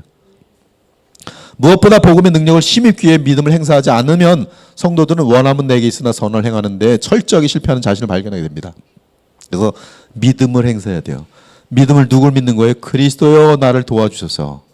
따라서 바울은 내가 원하는 바 선을 행하지 아니하고 도리어 원하지 아니한 바 악을 행하는도다. 예수님께서 뭐라 그랬어요? 쫓아해 봅시다. 시험에 들지 않게 깨어 기도하라. 마음에는 원이로되 그거예요. 같은 말이에요. 시험에 들지 않게 깨어 기도하는 것은 누구의 도움을 요청하는 거예요? 예수 그리스도의 도움을 요청하는 거예요. 동일해요, 여러분들. 여러분들 주님의 도움 없이 오늘도 살아가려고 하면 뭐예요? 마음은 원이로되 안 돼요. 육신이 약해서 안 돼요. 안 돼요. 실패한 제자들이에요. 그래서 실패했습니다. 언제 이들이 실패하지 않습니까? 성령 강림 이후에 실패하지 않아요. 베드로가 얼마나 인간적으로 이 친구들 다 주를 부인할지라도 나는 내 생명 걸고 목숨 걸고 말하는데 장담하는데 저는 절대 예수님을 부인하지 않습니다. 뭘 믿고 있는 거예요 지금? 자신이 얼마나 지금 근데 자신이 얼마나 철저한 죄덩어리인지를 모르고 있는 거예요. 지금 인간의 열심만 갖고서. 너 어떻게 되는 거예요? 바로 예수님 사건 딱 통할 때 그냥 저주하면서 나 예수님 몰라요. 내가 이분을 알면 내가 지금 성을 갈리다 뭐 결국 저주하면서 예수님 부인해 버려요. 이게 뭘 모르는 거야? 내 인간이 내 속에 있는 죄성이라는 것이 얼마나 이 속는지를 전혀 모르는 거죠. 기가 막히게 쏟습니다. 그래서 깨어 있어야 돼요. 오늘 이 로마서 7장은 그러므로 이 내용들을 알면서 우린 철저하게 더 깨어 있을 수밖에 없는 우리 자신, 그리고 내가 더 거룩해지려면 뭘 가까이 해야 돼요? 율법을 가까이 해야 돼요. 율법을 가까이 함과 동시에 그것으로 살 수 있어요? 아니에요. 그것은 지적만 받는 거고, 율법의 지적을 받고 빨리 어디로 가야 돼요? 예수님께로 가는 거예요. 그게 답이에요. 그러니까 예수님께 달라붙어 있도록 하는 것이 율법의 기능이. 갈라디아서 정확히 구원도 마찬가지고 구원받은 이유도 마찬가지. 이후에도 동일해. 율법을 보면 그 성경도 아침에 읽으면 그 입술에는 독사의 독이 있고 그 입에는 저주와 악독이. 내 어젯밤에 내가 그런 말 하지 말았어야 되는데 주여 죄송합니다. 지금 내가 또 괜찮은 줄 알았더니 마음도 악독하고 왜 이런지 모르겠습니다. 주여 용서해 주시고, 주여 이런 마음이 또 일어나면 제가 얼마나 주의 영광을 가리겠습니까? 제가 기도하는 기도네. 주여 불쌍히 여겨주시고 주님의 향기로운 향기만 될 수 있도록 도와주시고 기도하는 거예요. 그리고 다시 이제 정신 똑바로 차리고 주님 뽁 불고 일어나면 그 사람이 딱 왔는데도 그러시냐, 같이 물들어가지 않고 변화시켜 주는 거예요. 20절에서 17절과 동일한 고백을 반복해요. 원어로 보니까 똑같아요. 이를 행하는 자는 내가 아니요 내 속에 거하는 자니라. 이로써 내 안에는 깨어난 지각과 양심이 있어서 율법의 거룩함과 의로움과 선함을 인정하고 또한 동시에 내 안에 죄에 대한 율법의 정죄를 받아들여요. 이거 중요하죠. 율법의 정죄를 받아. 그러나 그제는 내 육신 안에 거하고 있기에 나는 죄악을 범할 때 정죄함을 받아 사망에 이릅니다. 그러므로 우리는 내 안에 죄를 죽이기 위해 내 육신을 죽여야 해요. 골로새는 이 내용을 어떻게 얘기하는가 굉장히 감사해요. 골로새서는 내 안에 있는 육체를 죽이는 거 한번 읽어봅시다. 시작. 그러므로 땅에 있는 지체를 죽이라. 곧 음란과 부정과 사욕과 악한 정욕과 탐심이니 탐심은 우상 숭배니라. 정확하죠? 지금 로마서 말한 거 그대로입니다. 탐심도 그대로 사용하고 있고, 즉 땅에 있는 그 육신의 지금 통치를 받고 있는 이 육신을 죽이라는 얘기죠. 이것들로 말미암아 하나님의 진노가 임하느니라. 너희도 전에 그 가운데 살 때는 그 가운데 행하였으나 이제는 너희가 이 모든 것을 벗어버리라. 곧 분함과 노여움과 악의와 비방과 너희의 부끄러움 벗어버릴 수 있어요, 없어요? 있어요. 그리고 너희가 서로 거짓말을 말라. 옛사람과 그 행위를 벗어버리고 뭐라고? 새 사람을 입었으니 이는 자기를 창조하신 이 형상을 따라 지혜까지 새롭게 하심을 입은 자니라. 여러분에게는 새 사람 있어요. 새 사람을 입었어요. 그러므로 옛사람 벗어버려도 돼요. 그러면 새 사람을 입은 상태로 딱 되는 거예요.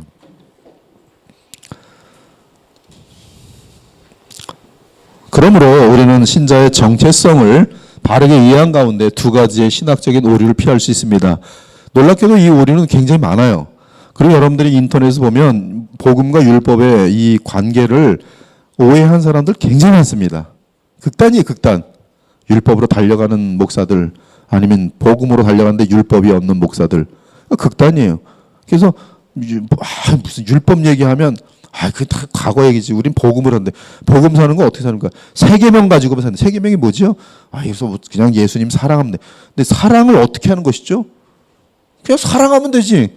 근데 사랑이라는 거는 우상을 만들지 말고 하나님의 그 어떤 이름을 더럽히지 말고 다시 계명으로 돌아가야지 정확히 사랑을 할 수 있는 것이거든요. 이거 율법의 강령이 뭐예요? 하나님 사랑, 이웃 사랑이란 말이에요. 어떻게 이웃 사랑하죠? 이웃 사랑하면 되지. 어떻게 사랑하죠? 당연히 십계명 속에서의 그 내용으로 돌아가도록 돼 있어요. 그래서 율법과 이 복음은 하나님으로부터 나온 둘 다 신령한 것이고 두 개는 주님 것이기 때문에 완벽한 서로 조화를 이루도록 돼 있어요. 근데 지금은 복음의 영향력 아래서 우리는 그 은혜, 즉 에너지를 받는 채널이 내가 아니라 누구예요? 예수 그리스도를 믿음으로 거룩한 은혜의 에너지를 받는 거예요. 이 채널이 내가 율법을 지키는 데 있지 않단 말이에요. 채널을 이쪽으로 받고 그리고 그리스도를 말씀을 따라 계명을 따라 살면 사라진다는 것이 지금 복음의 내용이래요. 그래서 하나는 이제 두 가지 극단인데요. 잘못된 거 하나는 내가 죄를 짓는 것은 내 속의 죄이기 때문에 나는 잘못이 없다. 유광수 다락방 궤변입니다. 제가 유광수 다락방에 속했던 사람 직접 겪은 거예요. 전도사였는데 죄 신나게 짓고 나서 그건 내가 아니야. 내 속에 있는 죄야. 자기는 아니래요. 그리고 날마다 죄져요. 나 아니야. 근데 그 신학적으로 그렇게 배웠기 때문에 정말 그렇게 얘기해요. 구원파 유병호 같은 경우 그런데 뻔뻔합니다. 회개 절대 안 해요. 왜? 회개는 깨닫지 못한 거거든. 뭘 깨달았어요? 나는 과거, 현재, 미래의 죄를 다 용서받았기 때문에 더 이상 회개하는 것은 그것은 이것을 깨닫지 못한 사람이라 하는 것이에요. 그래서 그걸 나는 다 용서받았고 영원히 구원받았다는 걸 믿는 그걸 깨달음이 바로 구원이기 때문에 그들은 깨달음의 구원이기 때문에 믿음의 구원이 아니고 이단 중에 이단이죠.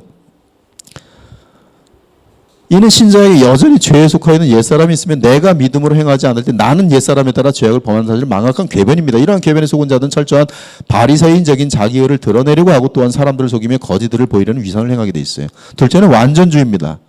인간은 새 사람이 됐으니 전혀 죄를 짓지 않고 살 수 있다는 주장. 그러나 이러한 주장은 인간의 죄의 뿌리와 영향력이 얼마나 깊은지 알지 못한 어리석은 주장이에요. 어떤 사람이 40일 금식기도 마치고 나는 이제는 뭐 여인들도 안 보이고 괜찮겠지 하고 해수욕장에 갔다가 40일 금식 아무런 의미 없다 그러면서 다시 돌아갔어요. 네. 아무런 의미 없어요. 무슨 뭐 죄성이 어딜 가긴 어딜 갑니까? 나아가 성령께서 율법을 통해 지적하시는 죄의 깊이를 모르는 자들이 성령께서 율법을 통해 지적하신 죄.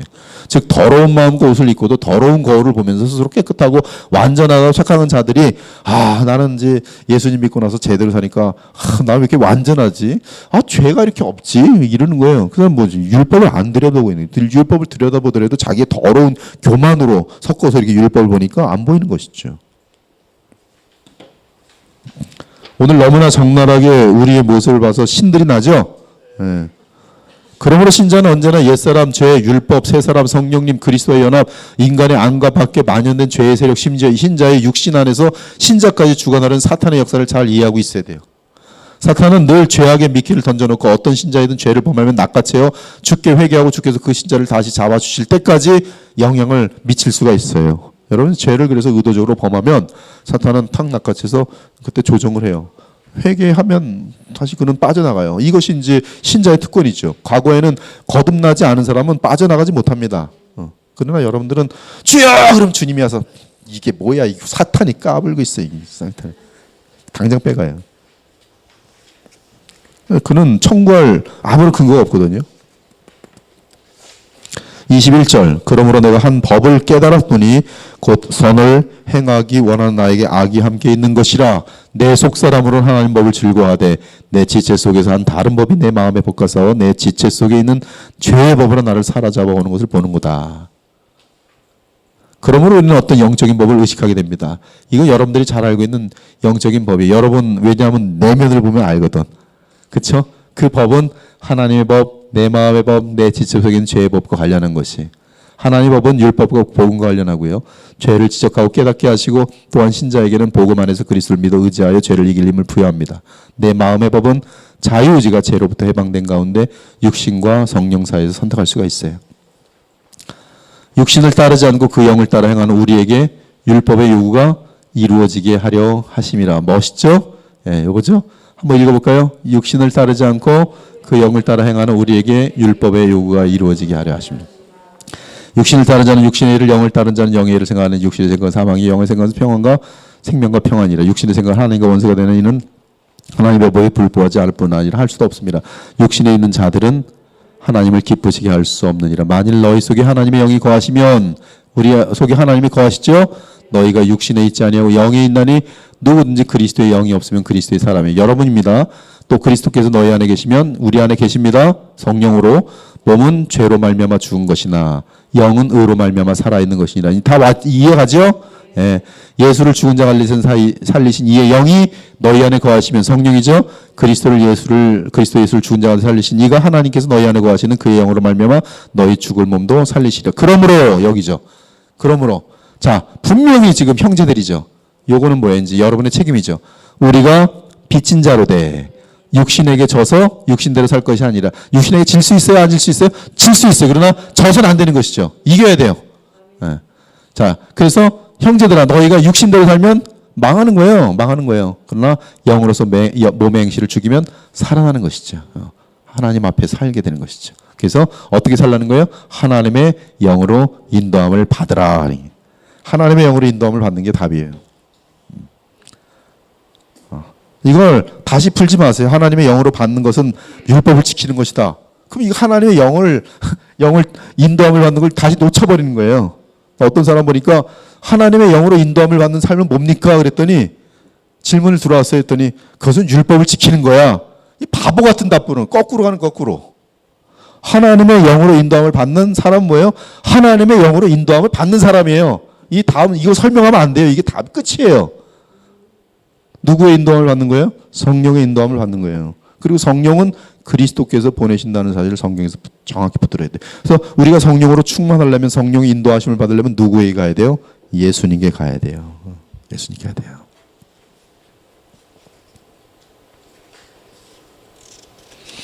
내 속에 있는 죄의 법은 내 마음의 법에 연결되어서 신자가 어떤 결정을 하는지에 따라 죄가 지체를 주관하거나 또는 하나님께 쓰임받도록 할 수 있어요. 6장에서 이 내용은 분명히 다뤘죠. 문제는 지체는 죄에 사용될수록 죄에 익숙해지고 죄의 맛에 중독성을 보입니다. 이건 신자에게도 마찬가지. 신자가 구원받고 나서 롯처럼 자꾸 죄의 맛을 느끼면 거기 중독성이 돼갖고 힘들어져요. 그래서 딱 보면 압니다. 변화되지 않고 교회는 뭐 다니는 것 같은데 분명히 거듭났는지 안 났는지 난 것 같기도 하고 막 그런데 계속 변화되지 않는 것은 계속 의도적으로 지금 죄를 가서 맛보는 거예요. 이게 너무나 많으니까 헷갈리는 거라고. 한편 하나님께 드려지기 시작하면 우리의 지체는 주께 드림받아요. 거룩하고 의로운 무기로 쓰임받게 되는데 이때는 또 무슨 맛을 알아요? 의에 익숙해지면서 의를 행함으로 오는 하늘의 평안과 감사와 하늘의 기쁨을 맛보게 돼요. 그리고 열매를 보게 됩니다. 진짜 열매가 맺히네. 신이 날까요, 안 날까요? 납니다. 죄의 맛은 코카콜라 마시는 것처럼 잠깐의 더러운 쾌락인데 코카콜라가 더럽다는 뜻이 아니고요. 의의 열매를 행하다 보면 이거는 너무나 보람된 거예요. 영원한 보람이 있어요. 그리고 그러니까 이 길로 가는 게 엄청난 것이죠. 근데도 오늘 이렇게 했는데도 이제 오늘 집에 가면서 뭐 목사님 그랬을지라도 또 이렇게 하면 그 왜 그럴까요? 죄의 맛을 그동안 너무나 녹슬어 가지고 잘 벗어나지 못하는 거예요. 그럴 때는 자신한테 이렇게 말하세요. 너는 죄의 맛을 너무 많이 보았으니 더 혹독한 영적인 훈련이 필요해요. 경건의 훈련이 필요해요. 더더욱 그래서 이런 성경 공부 더 많이 와야 되고요. 자기를 첫 복종시켜서 성경 더 읽어야 되고 나를 유혹하는 모든 것들을 끊어내야 돼요. 성령 충만할 때. 그래서 돌아가지 못하도록 길을 지우셔야 됩니다. 여러분들이 성령 충만할 때는 여러 가지 일들을 좀 하세요. 뭐냐면 성령 충만하면 이 죄는 길이 있거든요. 그 길을 불태우세요. 게임기를 어디다 갖다 버리세요. 내가 텔레비전 때문에 만약에 자꾸 무너지면 텔레비전 갖다 버리세요. 텔레비전 갖다 버릴 때 너무 아깝지. 그러다 버려야 돼요. 그거 있는 것보다 엄씀으로 말미암아 의의 길로 갈 수 있는 그것이 무한한 영광이고 무한한 보람이기 때문에 그래요. 핸드폰 가지고 자꾸 내가 무너지면 핸드폰 버리세요. 그냥 버려. 그냥 아예 나는 핸드폰 살아갈래. 사람들이 왜 핸드폰을 버렸을까? 추측하라고 두세요. 그냥 핸드폰을 살아가세요. 그래 나는 그런 사람이야 그러고 훨씬 나는 거예요. 청년들이 유학 가가지고서 공부는 안 하고 게임만 하고 있다가 이 설교 정확히 들었어요. 게임 갖다 버렸어요. 그 다음부터 공부를 좀 제대로 해요. 마술책 엄청나게 비싼데 다 불태워버렸어요. 회개하고. 그 다음부터 복음의 역사는 편만해지는 거예요. 여러분이 정말 변화되려면 죄를 짓게 하는 걸 다 태워버리셔야 돼요. 안 태우니까 아직 은혜 받아서 이제 잠깐 기다려 난 좀 제대로 하는 것 같이. 근데 조금 이제 충만했다가도 그래서 안 가 이러면서 견디는 것 같은데 이제 좀 느슨해지거든. 영역이 떨어지고 슥 보면서 이제 어떤 맛이었을까 그때 맛을 내가 알긴 알지. 그리고 계속 장난을 치다가 이러고 한 번만 더 해보자. 한 번만 더 해보는 게 다시 또 걸려가지고 왜 나를 왜 인간이 이럴까? 비참하고 울적이 이러고 있고. 보여요. 다 보입니다. 뭐 똑같거든. 얼굴 모양도 똑같고 항상 그래요. 또 쓰러졌구나. 또 쓰러졌어.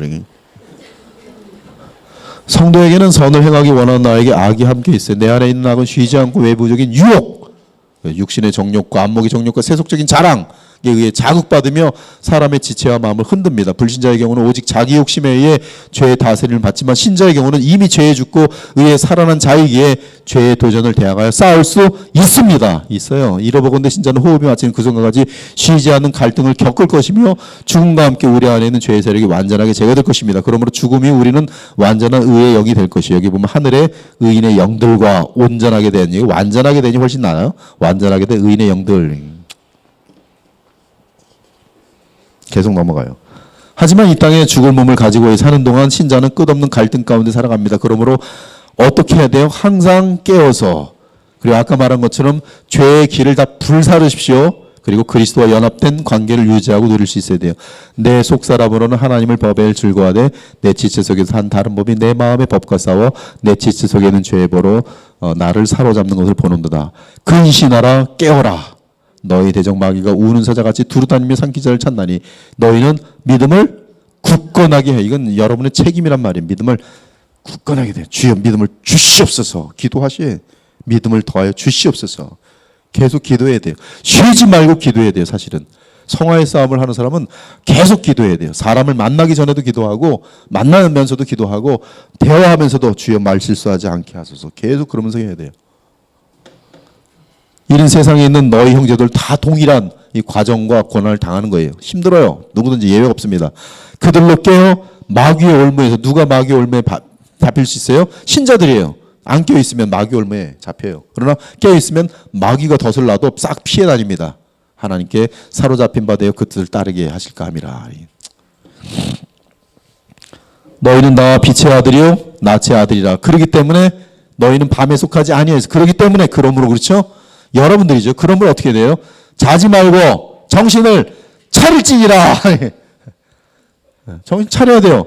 빛의 아들도 정신 차릴 수 있어요? 없어요? 없어요. 불가능합니다. 그러나 여러분들은 빛의 아들이니까 정신을 차릴 수 있어요. 우리는 낮에 속하였으니 뭐예요? 정신을 차릴지니라. 낮에 속하니까 정신 차릴 수 있는 거예요.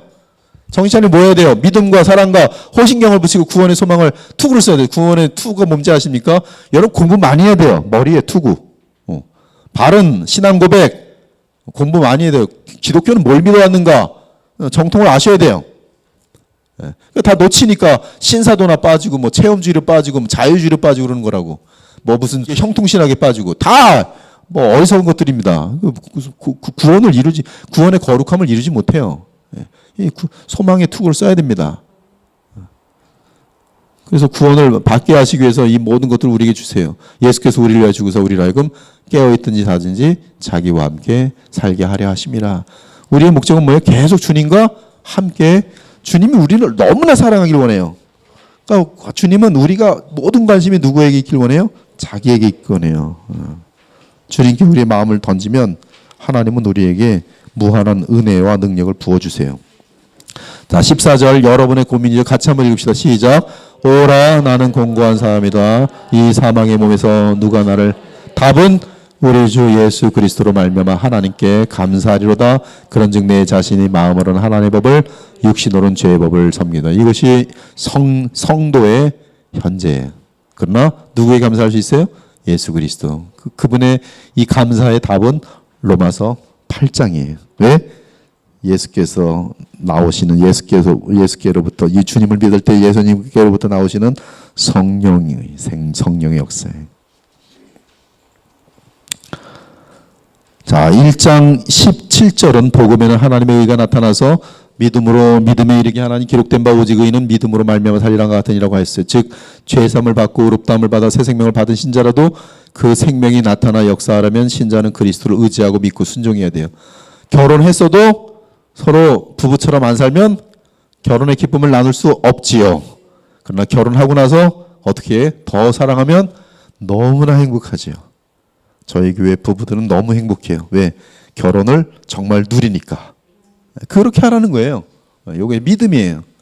내가 내 자신, 결혼했는데 서로 바람만 피고 있어봐요. 그 결혼이 무슨 행복이겠어요? 내가 내 자신의 왕이 되고 내 멋대로 할 때 새 생명이 아니라 옛사람 곧 육신의 생각을 갖게 되어 우리의 지체를 불의의 병기로 사용하게 될 것이다. 좀 빨리 넘길까요? 신자들은 복음의 능력을 알아가는 과정에서 철저한 비참과 절망과 갈등을 겪습니다. 이는 복음은 단순한 정보나 지식이 아니기 때문에 복음은 우리 일생을 통해 하나님의 무한한 지혜와 섭리와 은혜를 알아가는 과정으로서 그 중심에 예수 그리스도의 십자가의 구속과 성령의 역사가 있어요. 성령의 역사. 그러므로 거룩함을 추구하는 신자는 반드시 십자가의 구속의 능력 곧 복음의 능력을 접하도록 되어 있습니다. 한편 바리새인과 같은 거짓 신자는 율법을 알수록 자기의를 추구하며 교만하여집니다. 그들은 율법의 요구가 얼마나 무한한 것인지를 인식하지 못하기 때문에 자기 혐오 및 자기 절망 그리고 그 위에 복음의 능력을 통한 하나님의 은혜를 맛보지 못합니다. 그러나 참신자는 내가 육신에 속할 때 비참과 죄의 집요함과 무서움을 경험하면서 내 속의 죄로 인한 죄인인 나에 대해 십자가에 죽기를 바라고 정말 죽기를 원하게 됩니다. 그리스도의 생명으로 행하고자 온 마음을 다하게 됩니다. 주여 나를 죽여주소서. 내가 살면 죄밖에 없습니다. 그리스도로 살게 하소서. 그리고 그러할 때 언제나 팔을 펴고 기다리신 주 예수 그리스도에 나아가 그분의 도움과 능력을 덧입게 된다. 예, 그 다음 바울은 육신도 나이지만 죄의 법을 섬기는 자아이기에 부인할 것이며 반면에 거듭난 생명과 연합된 마음으로는 율법과 복음과 연관된 하나님의 법을 섬기고 요약하면 구원은 세 단계를 포함합니다. 물론 구원은 하나님께서 시작하신 일이니 반드시 안전하고 완전하게 마무리될 것이 믿습니까? 하지만 이 말이 각 신자의 영광이 동일해야 된다는 뜻은 아니 각 신자는 자신에게 주어진 특권을 누릴 수 있어야 하고 자신 안에 있는 죄와 싸울 수 있어야 합니다. 성경은 신자들이 피 흘리기까지 죄와 싸우기를 당부해요. 너희가 죄와 싸우되 아직 피 흘리기까지는 대항하지 아니하고 계속 피 흘리기까지 싸워야 돼요. 그리고 주의 말씀에 순종하여 주의 의의 도구로 쓰임받는 만큼 영원한 영광과 보상이 약속되어 있어. 그러므로 너희 담대함을 버리지 말라. 이것이 큰 상을 얻게 하느니라. 첫째 단계는 주께서 선물로 주신 믿음과 그리스도와의 연합으로 인한 죄사함 및 의롭다 칭함 나아가 죄와 싸울 수 있는 새 생명을 얻는 단계입니다. 즉 어둠과 사망과 죄의 영역에 있던 사람이 그리스도와 그리스도의 복음과 믿음으로 말미암아 빛과 생명과 의의 영역으로 넘어오는 시작 단계예요. 둘째 단계는 죄와의 싸움입니다. 하나님의 법으로 죄의 법과 싸워 이기는 단계예요. 이 단계는 신자의 적극적인 자유의지로 그들의 지체와 삶을 주께 헌신하여 바쳐야 하며 또한 그리스도와의 연합을 위해 계속 믿고 주의 말씀에 순종해야 합니다. 이를 생명의 성령의 법으로 죄와 사망의 법을 이기는 삶이라고 표현해요. 이 과정을 통해 신자는 거룩하여지며 의의 도구로 쓰임받게 될 것이고 그리스도의 장성한 분량까지 자라나게 될 것이. 셋째 단계는 죽음 이후의 단계로서 죄의 세력이 완전히 죽고 오직 의로운 영이 됩니다. 그 이후 주의 재림 때에 그리스도의 공의로운 심판을 받고 영광의 보상 하나님께서 주시는 기업인 새하늘과 새 땅에서 영원한 영광에 들어갈 것이. 각 사람의 공적이 나타날 터인데 그날이 공적을 밝히는 이는 불로 나타내고 그 불이 각 사람의 공적이 어떠함을 시험할 것임이라. 만일 누구든지 그 위에 세운 공적이 그대로 있으면 상을 받고 불타면 놓치는 거예요. 여기는 로스예요. 다 잃어버리니 그러나 구원을 받되 수칙 가운데 받은 것 같은 모양이 돼요. 하늘에 속한 형체도 있고 땅에 속한 형체도 있으나 하늘에 속한 것에 영광이 따로 있고 땅에 속한 것에 영광이 따로 있으니 해의 영광, 달의 영광이 다르며 별과 별의 영광이 다르도다. 죽은 자의 부활도 그와 같으니 즉 영광이 다르니 이 뜻이에요. 욕된 것으로 신고 영광스러운 것 주고 있고 그러므로 우리 주 예수 그리스도로 말미암아 우리에게 승리를 주신 하나님께 감사하노니 그러므로 이 부활론의 결론입니다. 영광과 영광이 하나님 앞에서 다 다를 것이기 때문에 내 사랑하는 형제들아 견실하며 흔들리지 말고 항상 주의 일에 더욱 힘쓰는 자들이 노력해야 되는 거예요. 이는 너희 수고가 주 안에서 헛되지 않은 줄을 알미라. 자, 답 금방 합시다. 7장 법 아는 자들이 한 것이고 율법 아래 있는 자는 어떤 상태인가? 율법의 얽매여 율법의 정죄 아래 있는 상태고 그리스도의 몸에 연합한 자는 율법과 어떤 관계인가? 율법의 얽매임과 정죄와 저주로부터 해방된 상태고요. 너무 쉽지요 이거는. 바울은 율법의 계명을 깨달을 때 사람은 어떻게 된다고 말하는가? 죄를 알게 되고 그렇다면 율법에 문제가 있는 건 아니죠. 내 속의 죄죠. 육신에 속하는 것. 율법을 지키려 할 때 신자가 겪는 문제는 무엇인가? 죄의 반발과 저항이 더 거세지죠. 이 문제에 서서나 자유를 얻는 비결은 무엇인가? 주 예수 그리스도를 믿는 것이다. 기도하고 마치겠습니다. 하나님 감사합니다. 오늘 로마서 7장을 주의 백성들과 잘 나누었습니다. 오늘 이 말씀이 깊게 성령의 은혜 가운데 새겨지게 하시고 그러므로 놀라운 성화의 역사들이 저희들에게 나타날 수 있도록 도우시기 원합니다. 하나님 우리를 처복종시켜서 더욱 주님을 붙들게 하시고 영원한 나라를 바라보며 영원한 소망을 갖고 살 수 있도록 인도하여 주시옵소서. 이 땅에서 잠깐의 손실 보고 또 고난을 당하는 것 같은 것들이 오히려 영원한 것들을 얻는 비결임을 알고 세상에 썩어질 것에 연연해하지 않게 하시고 하나님께서 약속하신 것들을 바라보면서 이 땅에서 예수님처럼 살 수 있도록 도와주시옵소서. 주의 성령께서 우리에게 충만히 임하시고 역사해 주시길 간절히 부탁드릴 때 살아계신 우리 주 예수 그리스도의 이름으로 기도합니다. 아멘. 예, 감사합니다.